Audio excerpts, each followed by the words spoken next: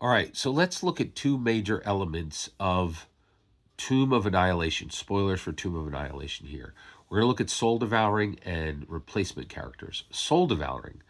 The soul of any humanoid that dies while the death curse is active becomes trapped inside the soulmonger. The soul remains there until it is consumed by the Atropole or the soulmonger is destroyed. Once a soul has been trapped in the soulmonger, it's only a matter of time before the Atropole devours it. You can determine the status of a trapped soul at dawn on any given day by secretly rolling a d20. On a roll of 2 or higher, the soul remains trapped in the soulmonger, or uh, the soul at least until the next dawn.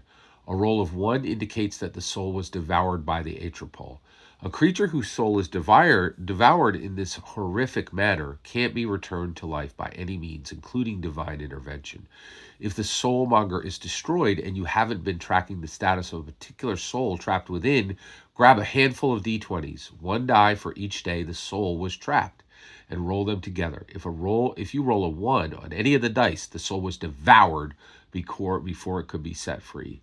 Spells such as commune and divination cannot be used to determine whether a soul has been devoured or whether it's still trapped in the soulmonger. How many souls must the Atropole devour to become a god? It could be 1,000 or millions. Ultimately, it's the dungeon master's call. But the default assumption is that this apotheosis could take months or years. Replacement characters. The death curse means that, for the most part, dead characters stay dead. If a character dies and there's no reasonable way for a player to continue playing that character, you can have the player create a new character. A replacement character should be the same level as the rest of the party. Chult attracts adventurers from all over the world, and the activation of the Soulmonger draws even more adventurers than usual to its untamed wilderness.